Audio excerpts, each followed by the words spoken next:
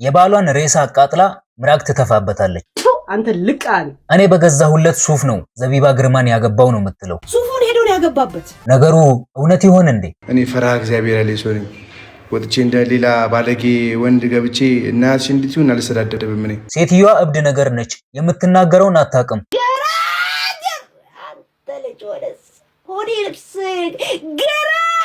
ሰሞኑን እንግዲህ ገራገር አንተ ልጅ አራዳ ወደ ነፍስ ነገር በሚለው ሙዚቃዋ በምናውቃት በድምፃዊት ዘቢባ ግርማ ባለቤት ኢሱ እና ሄለን በተባለች አንድ ሴት መሃል ከፍተኛ ውዝግብ ተነስቷል። የውዝግቡን መነሻ እቺ ሄለን የተባለች ሴት ኢሱ የሚባለው ሰውዬ ከዚህ በፊት ፍቅረኛዬ ነበረ፣ ልንጋባ ተስማምተን ቬሎ ገዝቼ ለሱም ሱፍ ከገዛሁለት በኋላ እኔን ክዶኝ እኔ በገዛሁለት ሱፍ ዘቢባ ግርማን አግብቷል የሚል ነው። ወደዚህ ጉዳይ እመለሳለሁ። ነገር ግን ሄለን ከዚህ በፊት ባል እንደነበራትና ባሏን በህይወት እያለ ቺት ያደርግባት ስለነበረ እሱ ከሞተ በኋላ ሬሳውን ከመቅበር ይልቅ አቃጥላ አመዱን በፌስታል ይዛ ምራቅ ስትተፋበትና ስትሳደብ ነበር። አልቀበርኩት፣ አመዱን ለወንድሙ ልሰጥ ነበር። ትንሽ እሱ ዘመናዊ ስለሆነ እስር ቤት ነው ያለው። እሱ ልጅ ባለፈው ከድሬዳዋ ስመጣ ይዤው መጣ። ድሬዳዋ ሰው አይደለም ሌላ ክፍለ ሀገር ነው። ይዤው መጥቻለሁ። ይሄ አመዱ የሱ አመድ ቺት ስላረገብኝ ሴቶችን ወንዶችን ሳይ እየመጣው ይሄ የሱ አመድ ትፈልጊዋለሽ? ትቀሚዋለሽ? ምን እንደማደርገው ታውቂያለሽ? በጤና ነው ግን እያልኩ ተፋበታለሁ እንደዚህ ያውነ እንደዚህ አየሽ የሱ አመድ እያልኩ ተፋበታለሁ። እኔ ደግሞ እንደዛ ልደነፋበትና የሚጠይቀኝ ሰው ካለ መጥቶ ይጠይቀኝ። እስቲ እኔና አስጤኝ አንተ ልቃን አንተ ነኝ ለቺት ያረከው ይሄን የመሰለ ብሬን ለስንት ሴት ሰጠ ማለት የት ነው ያለው ላልሽው ይሄውና ዱቄት ትፈልጊዋለሽ? ይሄ ነገር በጣም ከባድ ነው። ታዲያ እቺ ሴት ዘቢባ ግርማን ያገባው ሰው የኔ ፍቅረኛ ነው፣ እኔን ክዶኝ እኔ በገዛሁለት ሱፍ ነው እሷን ያገባው እያለች ብቅ አለች። ይሄንን ለአንዴና ለመጨረሻ ጊዜ ሁለተኛ ስለነሱ ላላወራ ለጌሜ ቀን ቬሎ ለብሼ እመጣለሁ።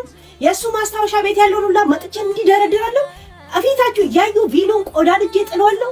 አበባ ምናምን የሚባለው ባናቴ ላዙሬ እሰብሯለሁ። ሁለተኛ ስለነሱ አላወራም። የጌሜ ቀን የደስታዬም የምንም የሁሉም ካይምሮ ላይ እንዲህ ውልቅ የሚልበት ከተሸነፍኩ ችግር የለውም እቀዳለሁ፣ ካሸነፍኩ ቀድጄላችሁ ለአንዴና ለመጨረሻ ጊዜ ከውስጥ ይወጣል። እሺ ታላላችሁ ያ ሱፉን ሄዶ ነው ያገባበት። ቬሎ ግን እኔ እስከዛሬ አስቀምጫለሁ። አበባው እንኳን እንዳለ ሳይቻለሁ። አሁን ቀይ ልብስ ለብሰ ቀይ አበባ ይዛላ መጣ። አንተ ጠንያ ቀይ አበባ አይወድም እያልኩ ለስነግራ አሽሙር ነው በእናንተ ቤት። እቺ ሴትዮ የምሯን ነው እንዴ እንድል ያደረገኝ አንድ ነገር አለ። እሱን ከመናገሬ በፊት ግን በዚህ ጉዳይ ስሙ የተነሳው ኢሱ የሰጠውን ምላሽ እንስማ። ዘቡዬን አግብቼ ወደ ኢትዮጵያ ስገባ ኢሱዬ ባሌ ነበር ምናምን ወሬ ሲመጣ እኛ እንግዲህ የሳምንት ወሬ 15 ቀን ወሬ ነው ብዬ ነው የሚያውቁት።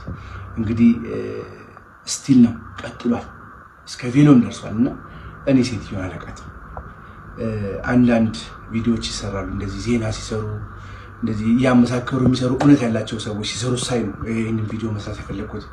ያ ማለት እውነት መሰለ እኔን ደውሎ አልጠየቁኝም። እውነት ነው ወይስ ያለኝ ሰው የለም።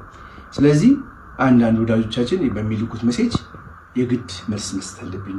ፋሚሊ ኦሬዲ ያውቃል፣ ባለቤቴ ታውቃለች።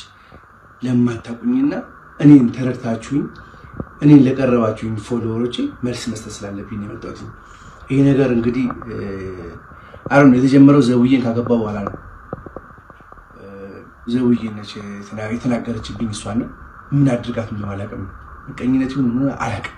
ስለዚህ እግዚአብሔር እንደሚያውቀው ውስጤ እንደሚያውቀው እኔ እንደማውቀው ሴትዮን አላውቃትም። ልጆቼን እንሰኝ እኔ ክርስቲያን ነኝ።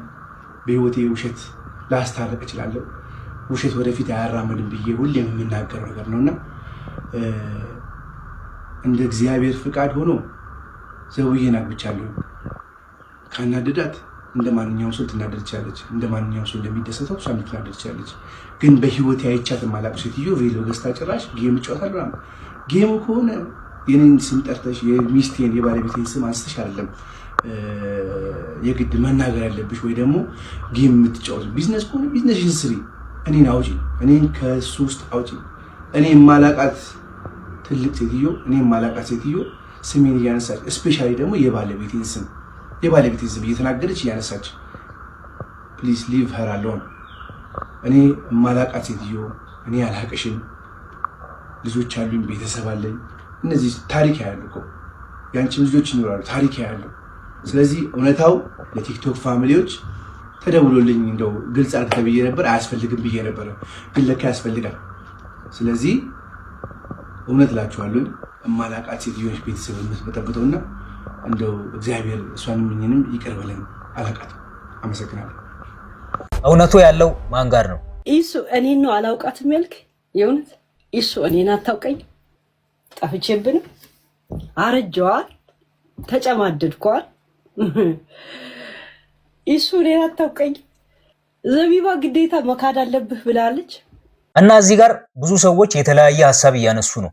አንዳንዶቹ ሴትየዋ እውነት ሊኖራት ይችላል፣ ከመሬት ተነስታ እንዲህ ልትል አትችልም እያሉ ነው። ሌሎቹ ደግሞ ሴትየዋ እብድ ነገር ነች፣ የምትናገረውን አታውቅም፣ ሆን ብላ የሰውን ሕይወት ለመበጥበጥ የምታደርገው ነገር ነው እንጂ ከዚህ ሰው ጋር ጭራሽ ምንም አይነት ግንኙነት አልነበራትም እያሉ ነው። እና እዚህ ጋር የኔ ሐሳብ ምንድነው፣ እቺ ሴትና ኢሱ የተባለው ሰውዬ በጭራሽ ከዚህ በፊት አይተዋወቁም የሚለው ላይ ትንሽ ጥርጣሬ አለኝ። እጮኛዋ ባይሆን እንኳ በሆነ በሌላ መንገድ ቢተዋወቁና የሆነ ያልተግባቡበት ነገር ቢኖር እንጂ እንዲሁ ከመሬት ተነስታ እንደዚህ አይነት ነገር ትናገራለች የሚል ግምት የለኝም። ምንም እንኳን የባሌን ሬሳ አቃጥያለሁ ብላ ምራቅ እየተፋችበት በቪዲዮ መውጣቷ አግባብ እንዳልሆነ ባምንም ቅድም ካየነው ቪዲዮ ላይ የተረዳሁት ነገር ቢኖር እቺ ሴትዮ ከዚህ በፊት በነበራት የትዳር ግንኙነት ብዙ ክህደትና በደል ደርሶባት የተጎዳች አይነት ሴት ነች። ታዲያ እንደዚህ አይነት ሳይኮሎጂካል ጉዳት የደረሰባቸው ሰዎች በእነሱ ላይ የደረሰውን አይነት ጉዳት በሌሎች ሰዎች ላይ በማድረስ ነው የራሳቸውን ደስታ ለመፍጠር የሚሞክሩት። ለማንም ቢሆን ምንም አይነት ርህራሄ አያሳዩም። ባገኙት አጋጣሚ ሁሉ ሰዎችን በመጉዳት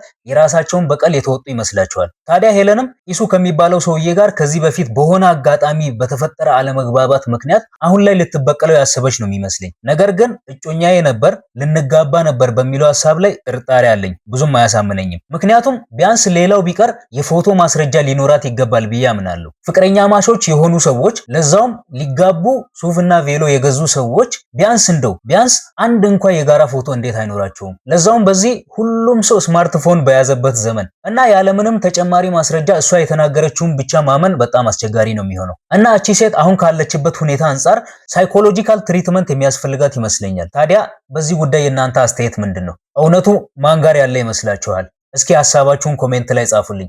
እንግዲህ የዛሬው ቪዲዮ ይሄን ይመስል ነበረ። በሚቀጥለው በሌላ ቪዲዮ ተመልሰን እንገናኛለን። ለኦጌ ፕላስ ቲዩብ አዲስ የሆናችሁ ሰብስክራይብ እያደረጋችሁ ቤተሰብ እንድትሆኑ ጋብዛችኋለሁ። እንዲሁም ይሄን ቪዲዮ ላይክ እንዳደረጋችሁ ተስፋ አለኝ። እወዳችኋለሁ። መልካም ቀን። ወገኔ